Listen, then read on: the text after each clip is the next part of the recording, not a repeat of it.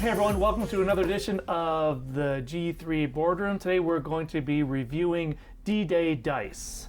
It's a really fun game. If you want to see our playthrough, you can check that out. But we're going to talk a little bit about it now and what we think. I love this game. Okay, well, we'll start with your thoughts. Okay. Well, probably because, I think I've won every time. I've been on a winning team every time we played. It's 100% cooperative. It's very cooperative. It's super cooperative. I mean, you could actually be trading items with people and trading courage and all kinds of stuff, which is very helpful. Why don't you take us through quickly, like the goal of the game? Well, the goal of the game is it's D-Day, and you advance from the boats up the beach to this bunker, and then you have to survive one turn in the bunker. Every spot you're going to take hits, you lose troops, but you're rolling to replace troops and get other things as well, like courage or the ability to recruit additional specialists or the ability to search for items. But you make it all the way down to the bunker, and you're victorious. Now, there's one thing I have to point out. You said you like this game because you've won it every time, but you've only ever played on the first map. Yeah. We played on the second map. And it was not pretty. It It was no bueno. It was no bueno. How many maps are there that you have? Oh, quite a few. I want to say there's 12 in the initial box. They're front and back. I wonder if they're increasingly difficult. Oh yeah, Oh yeah. They're front and back, which is nice. You guys have seen our reviews before. You know I like when we don't waste real estate, and so you get quite a bit in the box for scenario-wise. And there's also a scenario book that for each scenario there's different setups.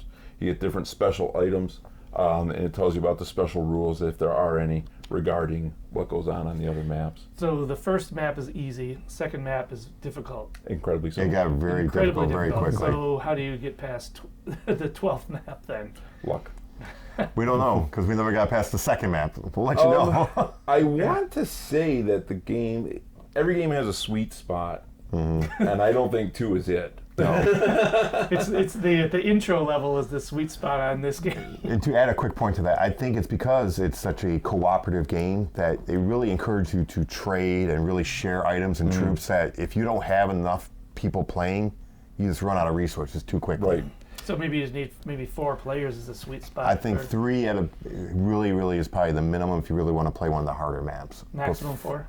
Yeah, 4 is the max. Now, I've seen people play this solo, and it can be done, but playing by yourself, playing solo on anything but the initial map, you probably need some real miracle work with the dice. I was going to say, because if you take any hits or you have any poor rolls early on, I don't see how you can Well, we survive relied to on each other to be sharing items. Correct. So. We did, but we also each hit this bonus quite a bit. The single soldier bonus gives you, obviously the soldiers, gives you a bonus for soldiers and gives somebody else a bonus for soldiers. But when you're playing, so if you're playing by yourself, that's not happening. But are there solo rules? Isn't there different rules for solo? Or maybe I don't believe there's yourself? different rules. I think it's exactly the same. I just wonder if there's I might have to investigate that. I've never played it solo. But, again, if Dave has a bad roll, I have a bad roll, but you have a good roll, you can still save us with a good roll, or you can still give us something with a good roll. Right. I realize that's a poor example. You never have a good roll, but I like I kind of like the Yahtzee aspect of rolling the dice, saving some, rolling, trying to get the red, white, and blue bonus. Trying to get maximum of, maximum of troops or courage or recruiting. Right. I kind of enjoy that. No, I'm a big fan of this game as well. I think, first of all, I'm a big fan of cooperative games, especially ones where it really feels like it's true cooperative, not super cooperative. We played a lot of co-op games where it's sort of like, we're all kind of on our own, but we're not fighting against each other. Right, but in this case, I mean, I'm really looking out for, okay, what can I do not only to make sure that I'm surviving, I can really influence your game and really make sure that we all do extremely well. There's a few games where we're working together, but I'm really not impacting what's happening on your turn or what's happening. Right. Well, some of these RWB bonuses, it's you have to give a bonus to someone else. Exactly. Yeah. But no, I'm a big fan. I like there's tons of variety, obviously, with the maps. There's a ton of variety with which types of specialist troops you could purchase or recruit, the different items you can recruit, different items are added in. Even the whole award system is completely random. There's a good 20 cards in here. Yeah. There's some really good stuff in there.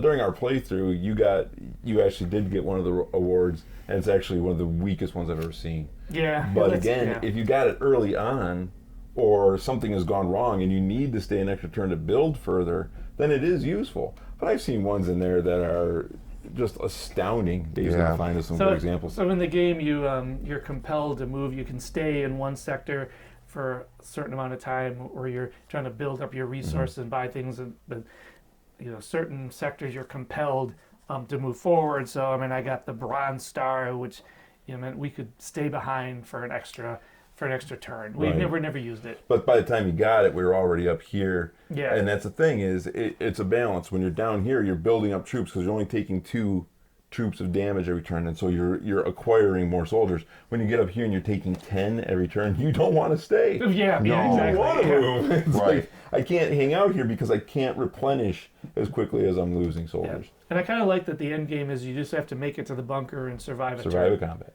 You don't have to. There's no boss that. It's a World War II game. There's not like a big ogre in there.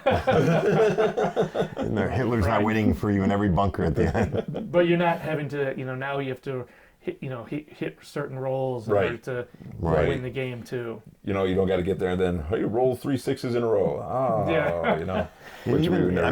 We talk about variety. If you look at the maps, you have even choices on which direction you want to go up the map. Right. Which can impact the game. And they become more complex. This is obviously just the back of the first one. This is number 2, where you're taking, right off the bat, you're taking 3 instead of 2. Here's a force move right off the bat. And so this is a much more difficult map. Dave and I played this one, we had a really hard time with it. But some of them get... Well, so this is map number 6. Yeah. So look how complex it gets. And that's map number 6. Here's a double machine gun fire. It's astounding. It just becomes much more complex. I'm looking at this. It looks like every turn you stay here, you lose more and more troops, it looks like. 8, and then 12, and then 15. Up here, the bunker is now a 30. It takes you 6 courage to move into it, and the outliers are 18th. This is going to take quite a substantial amount. You're going to take a beating getting in this place.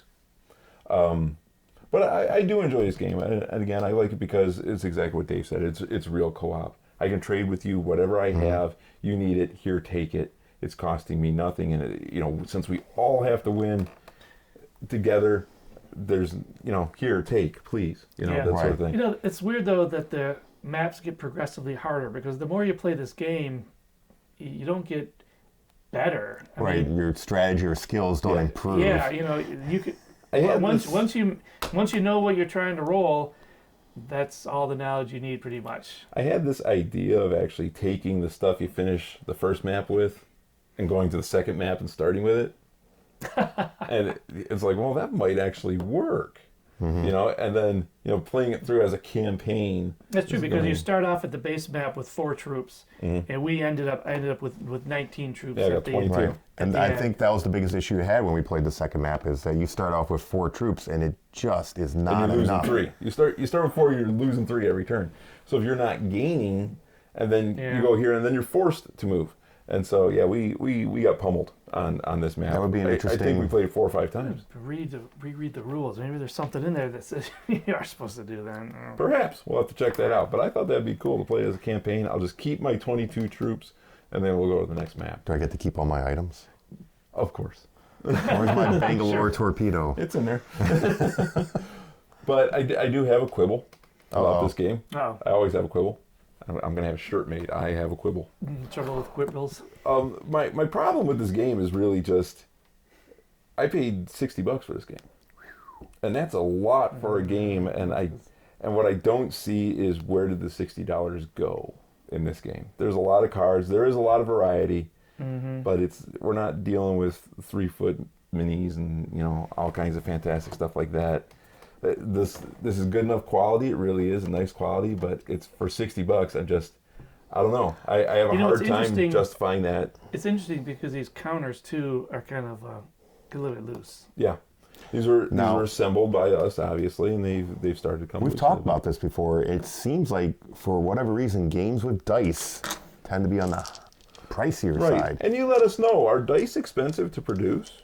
Because there doesn't seem to be anything overly special about these dice. They're nice. They're not going to wear out anytime soon. They're grooved in. But it's the same plastic. But are plastic, they expensive to produce? It's the same plastic as miniatures. I mean, to carve out some of the, intricate miniatures we've seen. I guess it does take more material, maybe. I have no idea. I really don't know. But it seems like a dice game should be cheaper than a game with, intricate miniatures. Yeah, I'm just not seeing where the $60. Now, is that the MSRP? Because lo and behold, the place you purchased did not know that this game is out of print. They did not know the game was out of print, but it was from a local game store. So the prices tend to be a little bit higher. I'm sure you can pick this up on Amazon for a little bit cheaper, assuming that the out of print hawks haven't gotten to it.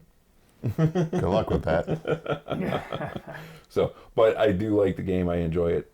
Like I said, super co-op.